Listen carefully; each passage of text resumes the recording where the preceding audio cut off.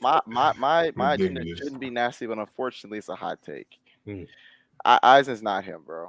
What? He's not I'm him. off the show. I'm off the show. I'm off the show. Yeah, I'm hiding. I'm I'm not hiding. actually. I'm What are not we even doing? debating. Just let him get it What are off. we- Let him get it what off. are we I'm not doing? even. I'm What not are we getting into that. doing? I'm not going to I'm that rabbit legitimately hole. hiding right now. This guy's trying to get us I killed. don't care anybody. No, I've already made. People on my TikTok know how I feel about Aizen. I've explained it multiple times, and when I recently read Bleach last month, I went through it all. He's to me. I don't want to go too deep because I want everybody to go because this is still like a topic that we probably need to dedicate an entire show to. Bro, Because yeah. we can dedicate an entire show to this, bro. But this is not the conversation I think y'all want to have. It's not the. I don't think it's the conversation y'all really want to have, bro. But Are you telling me we need to have Is he a Aizen- fraud, Ty? Is he? it's I- not we're that gonna he's have a fraud, but an I Aizen think fraud that episode? Definitely ain't no fraud. it's- Definitely it's- not a fraud. well, Definitely not a fraud. Him this Not in a review. fraud. What are we doing? it's not that. It's just that at first some of his there are certain things with Aizen's writing that I'm just looking at like one. The biggest factor with Aizen is the believability around his character. To me, is not really there. Like to me, it's not there. Him because the thing. Let me explain why. Him planning with his whole plan with Ichigo's life. The problem with Kubo is that he made it too specific, and that is where it's not believable. It's not believable because when he's planning out Ichigo's life, he has to not only take into account who Ichigo is, everyone he has to write, and Ichigo is, and his decision making. He has to also account for everyone else's decisions. He made it very specific. To me, that is not believable. Give you a perfect example, right?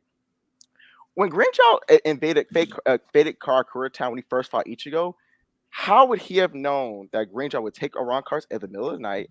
That Grinchow would match with Ichigo? Because if you remember, he was going to fight the strongest opponent, and he just so happened to rent Ichigo. All the other Grimjow's living in his crib. You don't think he doesn't know what's going on in his crib?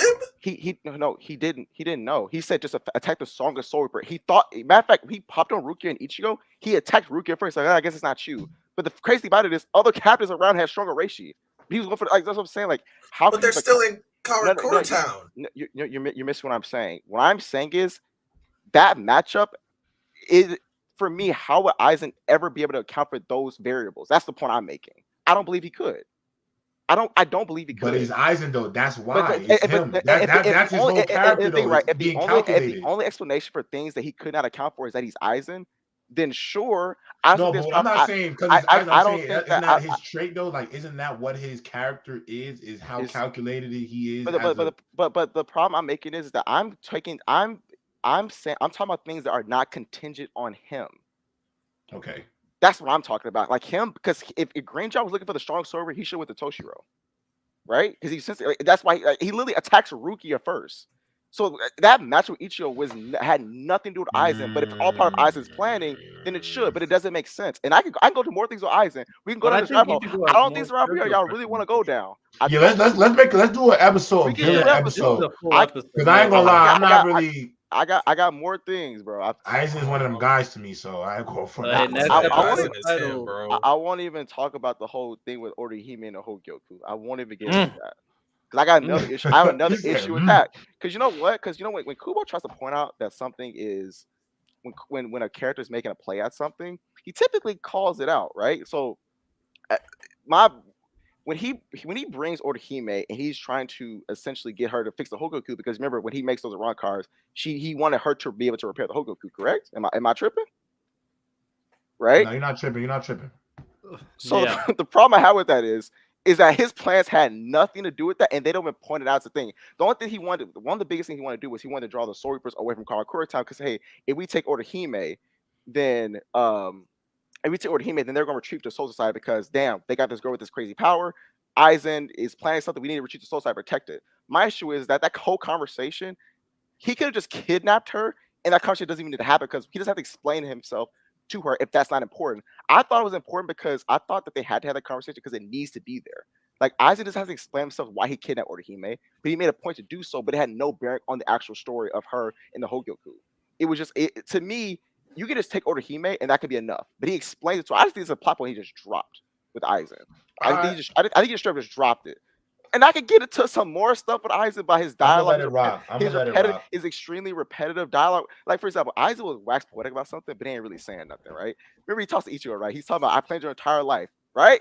Here's what he says. He's like, and then he says the whole thing of, you don't want to believe me, but there's no thing as truth and lies, just hard facts. Bro, a fact and truth are literally the goddamn same thing. That man just be talking and not saying shit, bro. He be like, bro. Oh, this man Ty is cooking Aizen right now. Bro, hold on a second. What did I say that? Hold on a second. Did I say anything that wasn't true yet?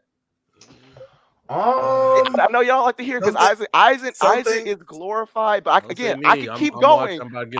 I can keep going because a lot of his dialogue later. For example, for a perfect example, again, part writing is showing and not telling, bro.